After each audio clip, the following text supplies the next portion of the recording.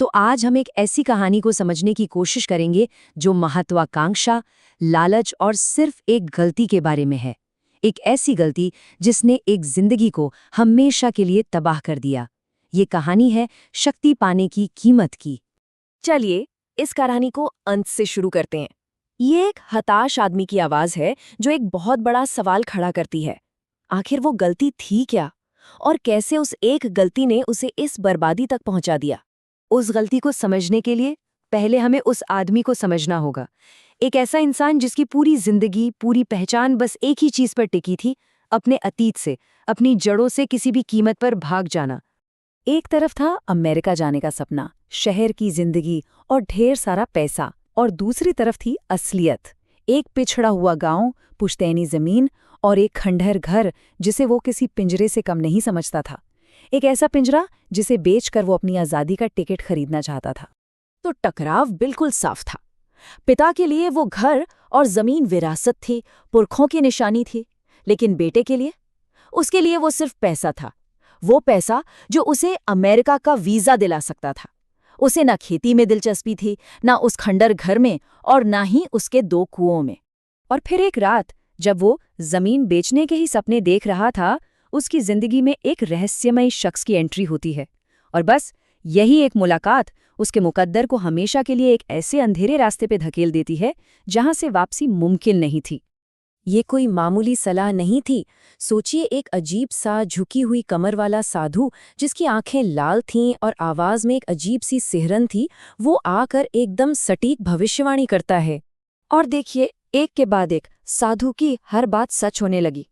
विवी developers आए, 10 लाख का advance भी दिया, और अगले ही दिन अमेरिका का वीजा लगने की भी खबर आ गई।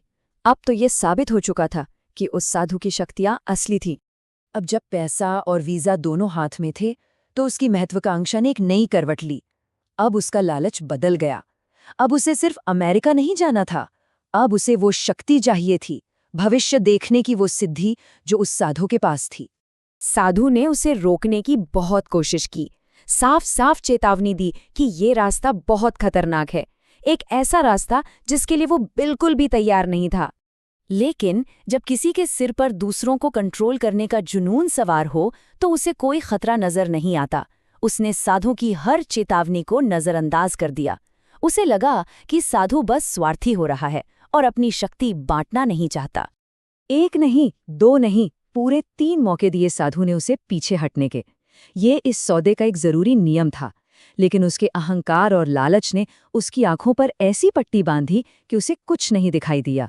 और फिर आती है वो रात, अमावस्या की अंधेरी रात, वो रात जो उसकी जिंदगी का पॉइंट ऑफ नो रिटर्न बनने वाली थी। एक ऐसा भयानक अनुष्ठान जिसके बारे में सुनकर ही रूह कांप जाए। ये सब कुछ इतना घिनौना और डरावना था कि किसी भी आम इंसान की हिम्मत जवाब दे जाए। वो डर से कांप भी रहा था, लेकिन शक्ति पाने की जिद उस डर पर भारी पड़ गई। वो भागा नहीं, वहीं डटा रहा। अब यहाँ साधु के दिए गए निर्देशों पर खास ध्यान दीजिए, क्योंकि इन्हीं में वो एक छोटी सी बात छुपी थी जो सब कुछ बदलने वाली थी। खासकर वो जगह जहाँ चावल चढ़ाने के लिए कहा गया था। साधु ने कहा था कि चावल खेत के कुएं में फेंकना है, जो एक खुली जगह थी। लेकिन गांव की औरतों की नज़रों से बचने के लिए उसने एक मामूली सा बदलाव कर दिया। उसने चावल खेत के बजाय उसी खंडर घर के कुएं में फेंकना शुरू कर दिया, जिससे वो नफरत करता था। और यही उसकी जानलेवा गलती थी। 13वें दिन, जैसा साधु ने कहा था, कुएं की मछलियों ने चावल खाना बंद कर दिया और शक्ति आ गई। लेकिन एक वरदान बनकर नहीं, बल्कि एक कभी न खत्म होने वाला अभिशाप बनकर। वो अचानक भविष्य देख सकता था, लोगों के मन की बातें पढ़ सकता था, लेकिन कुछ भी उसके कंट्रोल में नहीं था। वो अपने ही शरीर में, उसी घर के अंदर एक कैदी बन चुका था, जिस घर को वो मिटा देना चाहता था। बाद में एक स्थानीय तांत्रिक ने इस भयानक सच का खुलासा किया।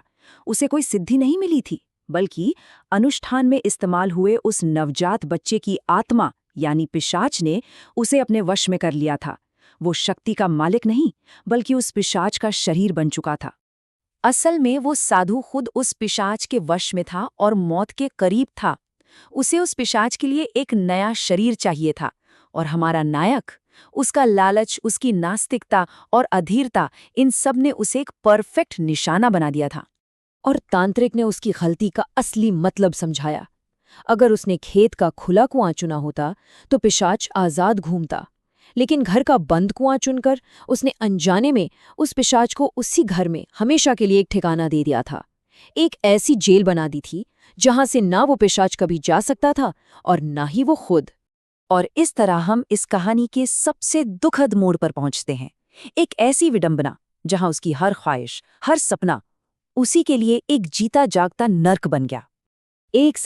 पूरा एक साल गुजर चुका है, वो उसी घर में कैद है, इतना लाचार कि उसने अपने पिता को सदमे से अपने दरवाजे पर दम तोड़ते देखा, पर उनका अंतिम संस्कार तक नहीं कर सका। किस्मत का खेल देखिए। जिस गांव से वो भागना चाहता था, जिस जमीन को वो बेचना चाहता था, जिस खंडर को वो गिराना चाहता था, आज वो उन्हीं सब चीजों में हमेशा हमेशा के लिए एक कैदी बन के रह गया है। तो आखिर में ये कहानी हमें एक सवाल के साथ छोड़ जाती है। क्या उसकी असली गलती सिर्फ एक कुएं का गलत चुनाव करना था, या फिर उसकी बर्बादी की वजह उसका अपना चरित्र था, उसका लालच और उसकी नफरत जो उसे इस अंजाम तक खींच ही लाई?